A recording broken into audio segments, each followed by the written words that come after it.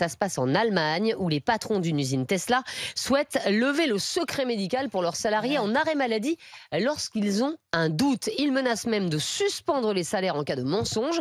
Rémi, est-ce que ça pourrait arriver en France? Pas pour l'instant, parce qu'en France, les règles sont très strictes. Si votre état de santé vous force à prendre quelques jours de repos et doit entraîner donc un arrêt de travail délivré par votre médecin légalement, vous n'êtes pas tenu d'informer votre employeur, ni votre manager ou même vos collègues de travail sur les raisons de cet arrêt. L'état de santé appartient à la sphère privée. Votre médecin traitant comme le médecin du travail sont tenus au secret médical. Ils n'ont pas le droit de divulguer les raisons de votre arrêt de travail. Vous ne pouvez en aucun cas faire l'objet de sanctions si vous ne révélez pas les motifs de votre absence.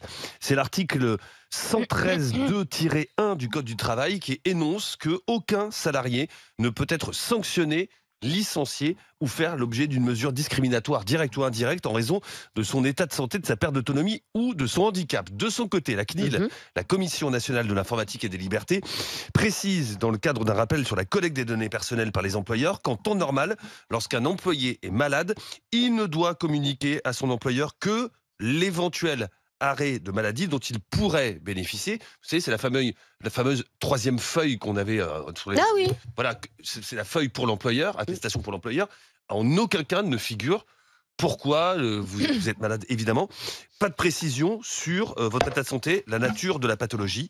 En conclusion, vous ne devez communiquer qu'un seul élément d'information à votre employeur, l'arrêt de travail en lui-même, et c'est tout. Élise Goldfarb. Non, mais là, c'est n'importe quoi. C'est la levée de la fenêtre d'Overton. Enfin, moi, on a de la chance d'être dans un pays qui est la France, qui a des règles, qui respectent les libertés fondamentales de chacun. Faire sauter le secret médical, j'ai jamais vu ça. Moi, je viens d'une famille de soignants. Le secret médical et le secret professionnel, c'est sacré. Donc, on va pas aller dire à notre employeur... des trucs qui le regardent pas. Non, je suis complètement contre. Je trouve ça complètement fou, débile. Et très bien, l'Allemagne, ils font ce qu'ils veulent. Nous, on est ici, on est en France, on est un des meilleurs pays du monde et on le fera pas. Vous avez des salariés, vous avez des gens qui travaillent pour vous. Est-ce que ça vous est déjà arrivé d'avoir un doute sur un arrêt maladie? Mais évidemment, il y en a toujours qui vont... Et moi-même, quand j'ai été salariée, j'ai pu, parce que je voulais allonger un jour de vacances. Ah bah super. Oui, mais d'accord, mais ça fait partie du jeu, si vous voulez. Je le fais pas systématiquement. C'est des choses qui restent, en tout cas, je remarque avec mes équipes, c'est des choses qui restent très rares, anecdotiques. Et même quand je soupçonne un petit mytho, c'est pas grave. Je vais pas en mourir, en fait. Juliette Briens, est-ce que ça vous semblerait normal que les patrons puissent savoir pourquoi leurs salariés sont absents? Non.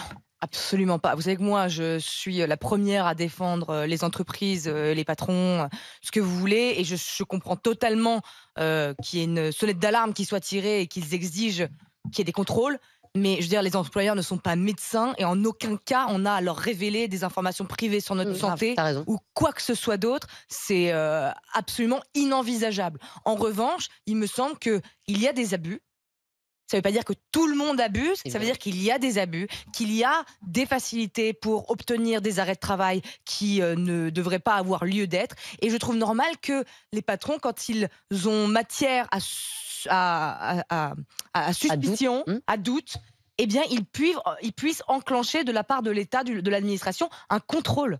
Ça, c'est la CPAM, hein, vous savez très bien comme moi que c'est pas assez mis en place, que c'est pas assez fait, et que donc les patrons sont un peu impuissants, ce qui les mène évidemment vers des dérives comme l'embauche de détectives privés, comme la demande d'informations qui ne les concernent pas, etc. Mais il faut voir, la balance, les deux côtés ont raison. Il y a aussi des abus vraiment majeurs. Et les dépressions, moi, je ne remets pas en cause l'existence de la dépression, du burn-out, etc. La dernière fois, j'avais dit quelque chose, les gens avaient cru ça. C'est pas ce que je dis. Je dis que il y a des abus et que aujourd'hui, il y a des grandes facilités pour obtenir des arrêts maladie. Je le sais parce que je connais tellement de gens il y a des sites qui existent pour en 3 clics aujourd'hui obtenir un arrêt de travail. Je vous promets, ça ne met pas en cause les gens qui ont vraiment des dépressions à côté. Et ensuite, dans les grandes entreprises, parce que là où il y a le plus d'arrêts maladie pour dépression et burn-out, vous savez, c'est pas là où il y a les pires conditions de travail. C'est souvent aussi dans les grandes entreprises où justement c'est là où c'est le plus facile, il y a tout ce qu'il faut, tous les services, garderie, pressing, etc. Moi, je pense que le Covid clairement a eu un impact énorme sur la santé mentale des gens parce que ça leur a fait découvrir, ça leur a ouvert l'esprit sur une autre manière de vivre et Exactement. que c'est très très dur de revenir en arrière. Et je Oui. pense que la vague de dépression, elle vient aussi